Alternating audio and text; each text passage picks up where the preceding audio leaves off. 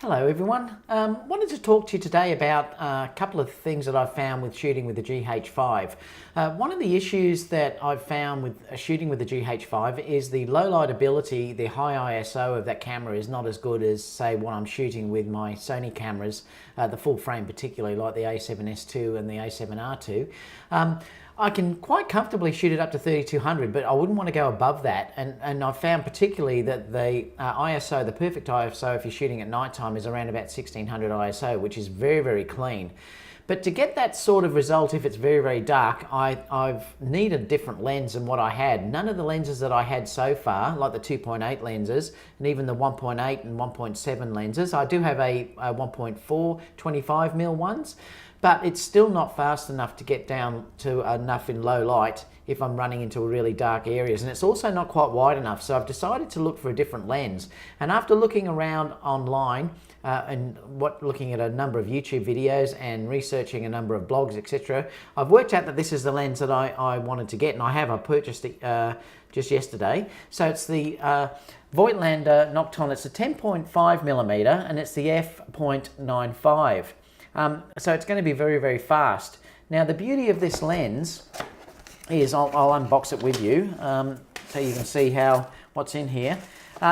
Like I said before, it's a totally manual lens, so there are no connectors on this lens at all, which means you're not going to get any f-stops, things like that with this lens, and it's fully manual focusing, so you do have to be comfortable with using manual focusing.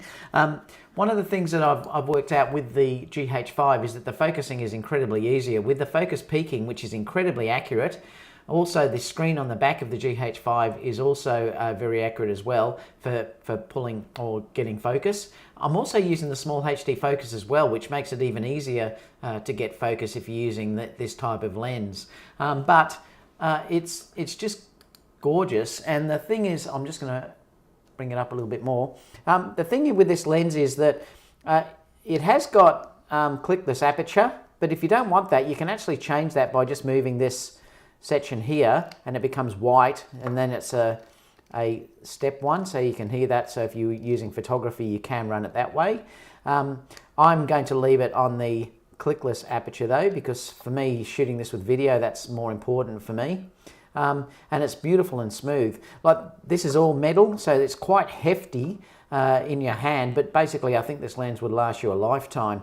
The focus ring itself has just the right amount of give in it, so you do have to sort of push it a little bit to get focus, and it's not fly-by-wire, so it's really accurate for things like pulling focus and things like that. And if you wanted to move it fast, you can get focus points between 2 points, which you can't get with focus by wire, because it changes depending on how fast you move the actual ring. So it feels really beautiful to move that way. It's got just the right amount of give. You have got a depth scale here if you wanted to use that for getting focus as well.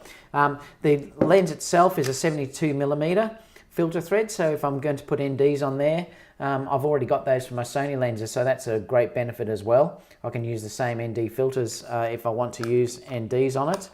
With the lens hood, again, it's retro. What I love about this lens is the retro feel about the lens. It's like it was produced years ago, and it just feels beautiful in your hand, just the right amount of heft.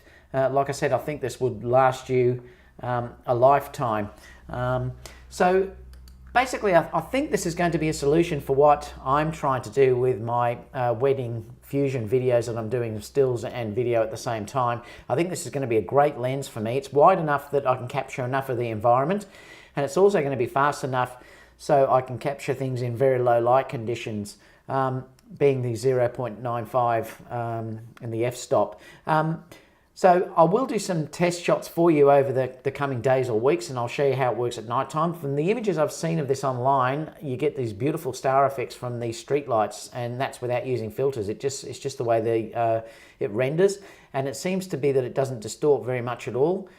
So yeah, I'll let you know how it goes in the coming weeks, but I just thought I'd talk to you about why I bought this. And the purpose that it's going to fit for me is, to give me a wide angle, low light lens. And I don't really think there's anything else that I probably would have liked to use. But like I said, it was $1,600 Australian. It is expensive. I think they're around about $1,000 US. So you could work out the euro price from that. But like I said, I think this is a lifetime investment.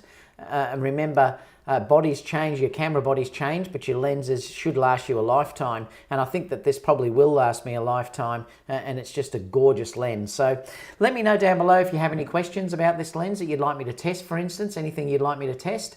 And any of your thoughts about this lens as well in the comments down below, and I always get back to you all about that. So that's all for now. By the way, I should be getting that new gimbal that I'm after sometime today, so I'll be filming with that, and I'll let you know, and I'll do an unboxing with you of that and show you how that gimbal looks, and we'll move on from there. So I'll see you all for the next video soon. Bye for now.